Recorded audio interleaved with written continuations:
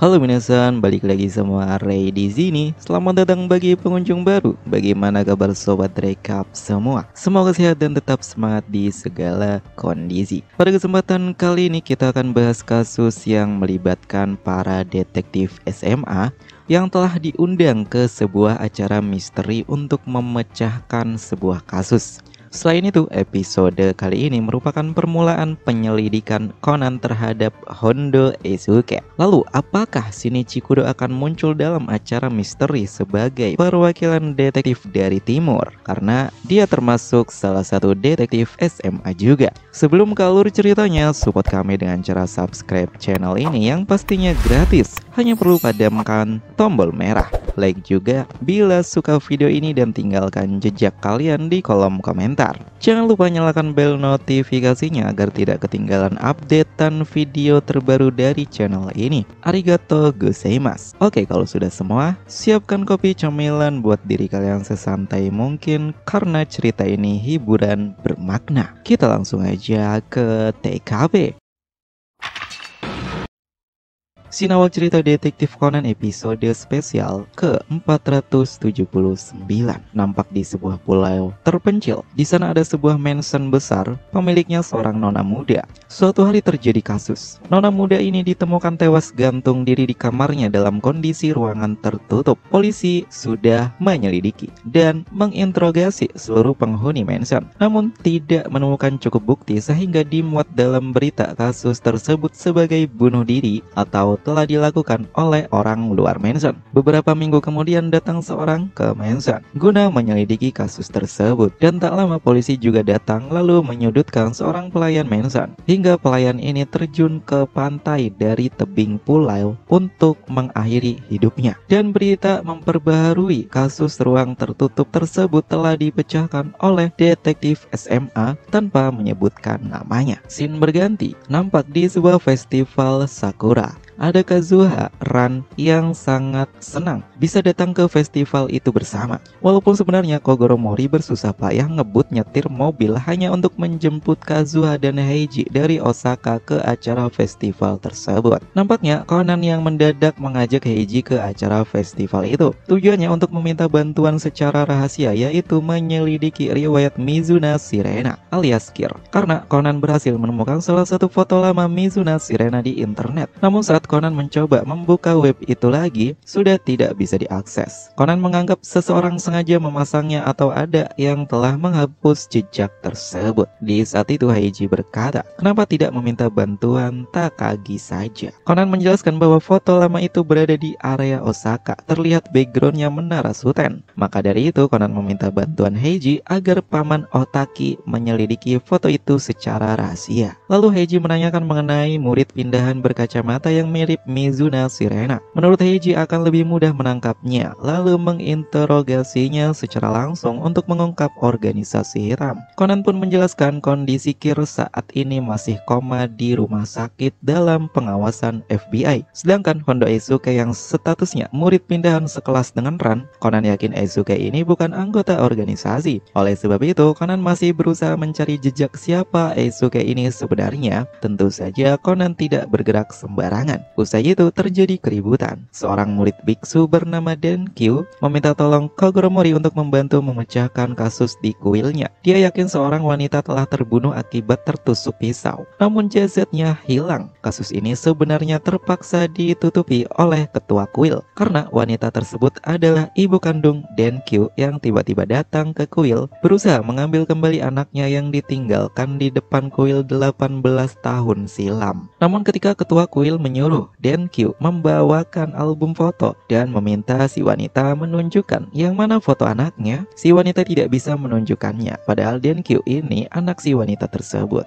Usai menyuruh Denkyu pergi dari ruangan, ketua kuil memarahi si wanita untuk menyadari perbuatannya dan merenung betapa menderita anaknya ditinggalkan di kuil sendirian sejak bayi. Namun keesokan paginya, si wanita ditemukan tewas bunuh diri dengan pisau di perutnya. Karena kejadian Selain itu dilihat Denkyu, ketua kuil membuat trik untuk menyembunyikan jasad wanita itu dan menganggap Denkyu hanya bermimpi. Tujuannya sudah jelas agar hati Denkyu tidak hancur akibat mengetahui kenyataan pahit tersebut. Conan, Heiji, dan Kogoro juga nampaknya merahasiakan hal itu dari Denkyu. Usai kasus tersebut selesai, Kazuha dan Heiji menginap di Tokyo karena sudah larut malam. Scene berganti di pagi hari, tepatnya jam 9 lewat beberapa menit. Conan terbangun dan melihat futon tempat tidur Heiji yang sudah kosong. Semalam Conan teringat bahwa Heiji berkata akan pulang pagi-pagi naik kereta pertama. Namun saat mau sikat gigi, Conan terkejut karena ada Heiji di kamar mandi. Ternyata rencananya Heiji pulang pagi gagal karena semalam Heiji tidak bisa tidur akibat dengkuran Kogoro Mori.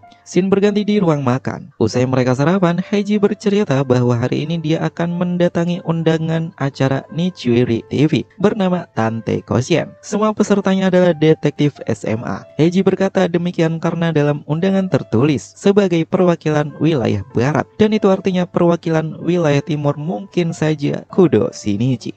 Hal ini jelas membuat Ran tersipu malu. Oleh sebab itu Heiji mengajak mereka semua untuk ikut sebagai pendamping, karena panitia juga menyediakan sarana untuk pendamping. Namun Conan berpikir lain, karena sudah jelas Kudo Shinichi adalah dirinya, dan saat ini dia tidak bisa muncul sembarangan dengan identitas asli, apalagi tidak ada undangan yang datang untuknya. Scene berganti di pelabuhan. Heiji dan yang lain ketemu direksi Nichiuri TV bernama Tsuchiyo. Tsuchiyo berkata, Heiji adalah peserta terakhir karena 3 peserta lainnya sudah datang. Di saat itu Ran bertanya, apakah Kudo Shinichi juga datang? Tsuchiyo menjawab, karena Kudo Shinichi tidak bisa dihubungi, direksi sudah mencari detektif lain untuk menggantikannya mewakili wilayah timur. Kemudian mengenai penginapan untuk pendamping, Tsuchiyo hanya memberikan kartu nama dan hotel yang sudah dipesan dengan alasan acara Tante Koshien hanya berlangsung 1 hari dan lokasinya hanya sebuah mansion kecil, sehingga hanya muat untuk para peserta detektif. Lalu di saat Heiji akan berangkat, Kazuha menyemangatinya. Namun Heiji berkata hal semacam kode, yaitu Hattori Heiji ada di sini, sambil mengubah posisi topinya ke depan. Ternyata dalam perahu itu sudah ada 2 peserta lain, satu berkacamata dan satunya lagi sibuk membaca buku. Setelah beberapa menit perjalanan, kedua peserta itu bertanya kepada Tsuchiyo, apa kau pernah naik ke puncak? Dan Tsuchiyo menjawab, oh naik gunung, sudah pernah. Lalu peserta lain berkata, tolong tertawakan aku. Hal ini membuat Tsuchiyo bingung, dan nampaknya dia hanya mengikuti perkataannya sambil tersenyum terpaksa. Obrolan mereka membuat Heiji dan Conan tersenyum. Ternyata Tsuchiyo ini mabuk laut. Sesampainya di pulau, mereka disambut seorang pelayan bernama Koya, lalu mengantar peserta masuk ke mansion. Karena semua peserta telah berkumpul, mereka pun diminta memperkenalkan diri. Pertama, perwakilan dari selatan bernama Natsuki dengan bangga berkata, dia sudah menyelesaikan 100 kasus. Perwakilan dari utara bernama Junya menyatakan telah menyelesaikan 300 kasus. Perwakilan dari barat, Heiji, dengan lantang berkata telah menyelesaikan 1000 kasus. Conan yang mendengarkan berkata dalam hati, tukang ngibul. Dan perwakilan dari timur, Hakuba Saguru, dia menyatakan telah menyelesaikan 500 kasus di Jepang. Karena dia sedang sekolah di luar negeri, dia lebih banyak menerima kasus di sana. Awalnya peserta lain mengira perwakilan dari timur adalah Kudo Shinichi, dan di sini pihak direksi menyatakan tidak bisa menghubungi Kudo Shinichi sehingga menghubungi keluarga Hakuba. Hakuba sendiri awalnya tidak bermaksud datang, namun pelayan di rumahnya meminta agar Hakuba datang dan menunjukkan diri bahwa di timur masih ada Hakuba Saguru. Oleh sebab itu Hakuba langsung datang dari Inggris naik pesawat pagi tadi. Di mansion itu tidak ada sinyal. Hakuba sudah mengeceknya karena datang lebih awal. Lalu Hakuba menyarankan agar Conan menjadi perwakilan wilayah timur. Nampaknya Hakuba menyadari keberadaannya dan menyatakan dirinya sebagai tamu undangan atau guest dari luar negeri saja. Peserta lain pun nampaknya setuju saja. Ketika mereka bertanya di mana para staf TV, Tsuchiyo menjawab bahwa mereka akan datang besok pagi. Lalu Tsuchiyo mengantar mereka ke kamar masing-masing dan meminta bersiap memakai seragam untuk Tante Koshien. Di sisi lain, nampak grup Kogoro yang datang ke hotel yang ditunjukkan Tsuchiyo. Namun pihak resepsionis menyatakan tidak menerima booking room dari Nichiuri TV. Kogoro pun menelpon Okinoyoko dan menanyakan acara Tante Koshien kepadanya. Setelah beberapa menit, Okinoyoko mengabarkan bahwa Nichiuri TV tidak mengadakan acara tersebut, dan ternyata tidak ada nama direksi Tsuchiyo di stasiun TV itu. Karena hari sudah malam, grup Kogoro menginap di dekat area pelabuhan sambil memikirkan rencana pencarian besok pagi. Kogoro yakin salah satu kapal di pelabuhan pasti tahu lokasi pulau terpencilnya, karena jelas ada yang mengantar ke sana. Scene berganti di mansion. Para detektif dipanggil untuk makan malam. Namun, Suchio tak kunjung muncul, sehingga mereka mengecek kamarnya. Di saat itu, Heiji mengecek pintunya terkunci, namun di kenop itu terdapat bercak darah yang masih segar. Karena semua kamar tidak ada kunci cadangannya, Hakuba dan Junya sempat berusaha mengecek kondisi Suchio melalui jendela. Namun Heiji langsung mendobrak pintunya secara paksa dan menemukan Suchio tergeletak dan terikat tali di lantai. Ruangan itu terkunci rapat, termasuk pintunya juga terkunci dari dalam, jendelanya juga. Untungnya Suchio hanya pingsan. Dia pun menjelaskan bahwa seseorang mengetuk pintu kamarnya, namun saat dia keluar tidak ada siapa-siapa. Di saat lengah, Suchio dibius dari belakang. Lalu Koya berkata, "Kasus pertama Tante Kosian. Tulis analisa kalian dan serahkan padaku." Hal ini mengejutkan semua peserta. Namun salah satu detektif bernama Junya berkata, "Sepertinya aku yang pertama menyelesaikan kasus ini." Dan ketika Junya berusaha menjelaskan trik ruang tertutup itu, Koya menegaskan bahwa analisa peserta harus ditulis dan diserahkan kepadanya, karena kasus pertama itu babak penyisihan. Lalu Junya pun bergegas pergi ke kamarnya untuk menyiapkan trik yang sama, sedangkan peserta lain menunggu di ruang makan. Ringkas cerita, ketika Heiji, Conan, dan Hakuba mengecek sisi luar mansion, mereka melihat Junya yang mengalami pendarahan di kepala melalui jendela. Di saat itu, Heiji memecahkan salah satu kaca jendela dan membukanya untuk masuk dan mengecek kondisi Junya. Namun Junya telah tewas. Heiji pun membuka kunci pintu dari dalam supaya yang lain bisa masuk untuk mengecek TKP. Ditemukan palu di dekat korban. Sudah dipastikan itu sebagai senjata pembunuhannya. Di hampir semua ruangan ada alat perkakas dan bunga lavender. Sudah jelas palu itu diambil dari perkakas yang ada di kamar tersebut. Kasus Junya ini jelas membuat semua orang terkejut, terutama Suchio dan Koya. Sejak awal, para peserta naik perahu menuju pulau, identitas Suchio ini sudah diketahui. Dia bukanlah direksi TV, karena dua pertanyaan, yaitu, pernah ke puncak dan tertawakan aku. Kedua kalimat ini adalah kiasan. Seorang direksi TV pasti tahu, pernah ke puncak maksudnya adalah, apakah jadwal syuting melewati jam 12 malam? Dan tolong tertawakan aku, maksudnya, ruangan ini sempit, tolong pindahkan barang-barang ini. Pada akhirnya, Koya mengaku, dia hanya mendapat perintah dari seseorang untuk datang ke mansion sebagai pelayan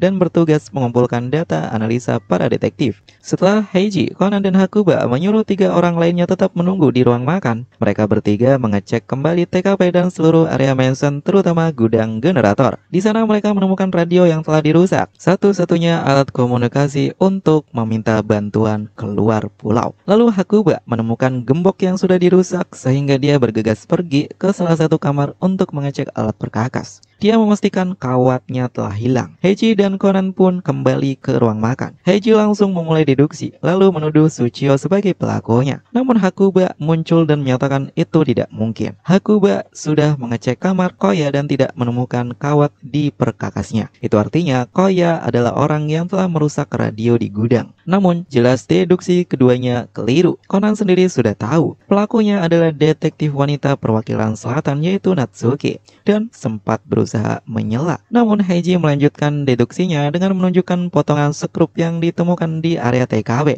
Ketika itu Natsuki bertingkah aneh, dia meraba kantong roknya. Hal ini dilihat Heiji, lalu Heiji memegang tangan Natsuki. Sejak awal Heiji berakting agar pelakunya lengah dan mengecek barang bukti yang dibawanya, yaitu beberapa potongan skrup. Dalam trik ruang tertutup kasus kali ini kuncinya di potongan skrup bekas dari jendela. Setelah pelaku membunuh korban, pelaku keluar melalui jendela yang skrupnya sudah dipotong. Kemudian jendela itu dipasang kembali dari luar menggunakan lem, maka tercipta ruang tertutup. Nampaknya Natsuki tidak mengelak trik maupun bukti tersebut. Dia juga mengakui sebagai orang yang merencanakan Tante Kosian tersebut. Klien wanita yang dituduh polisi sebagai tersangka dan tewas bunuh diri di tebing adalah klien Natsuki sekaligus sahabatnya. Karena Natsuki terlalu lama memecahkan kasusnya, seseorang detektif SMA lain yang tak disebut namanya berhasil memecahkan kasus itu, sehingga semua tuduhan mengarah kepada pelayan wanita tersebut. Motifnya jelas balas dendam atas kliennya itu. Natsuki juga menyatakan bahwa riwayat mereka berakhir di pulai itu karena tidak akan ada yang menjemput. Di saat itu Heiji berkata, sebenarnya aku meninggalkan pesan kepada Kazuha, namun itu tergantung seberapa cepat dia memahaminya. Dan di pagi hari, suara Kazuha dan Ran terdengar memanggil Heiji dan Conan. Ternyata grup Kogoro berhasil menemukan kapal pengangkut para peserta yang sudah diupah tutup mulut. Namun topi yang ditinggalkan Heiji di perahu itu tidak bisa menipu Kogoro, sehingga mereka berhasil datang menjemput.